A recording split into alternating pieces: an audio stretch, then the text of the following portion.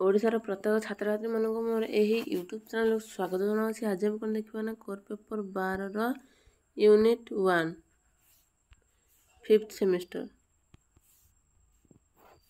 ସାମାଜିକ ଆନ୍ଦୋଳନର କାରଣ। ପ୍ରଥମ ନମ୍ବର ପଏଣ୍ଟ କ'ଣ ଅଛି ନା ସାଂସ୍କୃତିକ ମନ୍ଥରତା। ସମାଜରେ ଅହରହ ପରିବର୍ତ୍ତନ ଘଟୁଛି। ପ୍ରତ୍ୟେକ ସଭ୍ୟ ସୁଶିକ୍ଷିତ ସମାଜରେ ମୂଲ୍ୟବୋଧ ଏବଂ ବ୍ୟବହାର ନିରନ୍ତର ଭାବେ ପରିବର୍ତ୍ତନ ଘଟୁଛି। ସାଂସ୍କୃତିକ ମନ୍ଥର ଗତି ସମୟରେ ଅଧିକାଂଶ ଲୋକ ନୂଆ ନୂଆ ଧାରଣା ଚିନ୍ତାଧାରା ବିକଶିତ କରିଥାନ୍ତି। ଏହି ଚିନ୍ତାଧାରା ଧାରଣାଗୁଡ଼ିକୁ ସମାଜରେ କାର୍ଯ୍ୟକାରୀ କରିବା ପାଇଁ ସେମାନେ ଆନ୍ଦୋଳନ ସଂଗଠିତ କରିଥାନ୍ତି। ସମାଜରେ ମହିଳାମାନଙ୍କର ମୁକ୍ତି ଅସ୍ପୃଶ୍ୟତା ଦୂରୀକରଣ ଉଭୟ ପୁରୁଷ ଓ ନାରୀମାନଙ୍କ ପାଇଁ ସମାନ ସୁବିଧା ସୁଯୋଗ ଧର୍ମନିରପେକ୍ଷବାଦର ବୃଦ୍ଧି ପ୍ରଭୃତି ସାଂସ୍କୃତିକ ମନ୍ଥର ଗତିର ଉଦାହରଣ ଅଟନ୍ତି। ତାପରେ ପଏଣ୍ଟ କ'ଣ ଅଛି ନା ସାମାଜିକ ବିଘଟନ। ଏକ ପରିବର୍ତ୍ତନଶୀଳ ସମାଜ କେତେକାଂଶରେ ବିଘଟିତ ଅଟେ, କାରଣ ସମାଜର ବିଭିନ୍ନ ଅଂଶ ସମାନ ଭାବରେ ପରିବର୍ତ୍ତନ ହୋଇନଥାଏ। ଗୋଟିଏ ଅଂଶରେ ଦ୍ରୁତ ବେଗରେ ପରିବର୍ତ୍ତନ ହେଉଥିବା ବେଳେ ଅନ୍ୟ ଅଂଶଟିର ପରିବର୍ତ୍ତନରେ ବେଗ ଅପେକ୍ଷାକୃତ ମନ୍ଥର ହୋଇଥାଏ, ଯାହାଫଳରେ ଏହି ଅଂଶ ପଛରେ ପଡ଼ିଯାଇଥାଏ।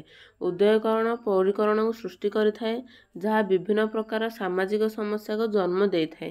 ସାମାଜିକ ବିଘଟନ ମଧ୍ୟ ବିଶୃଙ୍ଖଳା ଓ ଅନିଶ୍ଚିତତା ଆଣିଥାଏ, କାରଣ ପୁରୁଣା ପ୍ରଥା ପରମ୍ପରା ଆଉ ବ୍ୟବହାରର ପ୍ରଦର୍ଶକ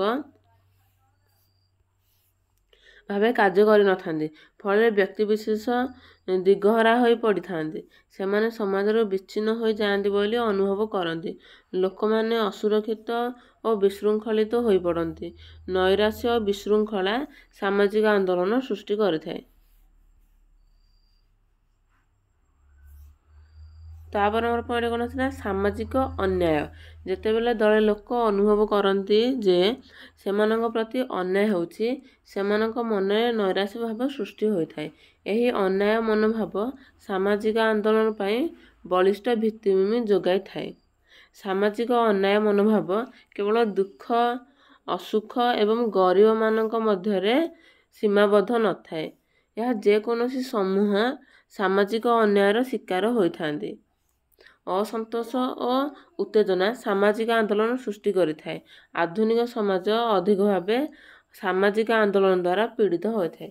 ଯଦି ଏ ଭିଡ଼ିଓଟି ଭଲ ଲାଗିଲା ତେବେ ଲାଇକ୍ କରନ୍ତୁ, ସେୟାର କରନ୍ତୁ ଏବଂ ଯାହା ଡାଉଟ୍ ଅଛି କମେଣ୍ଟ ବକ୍ସରେ ଲେଖନ୍ତୁ।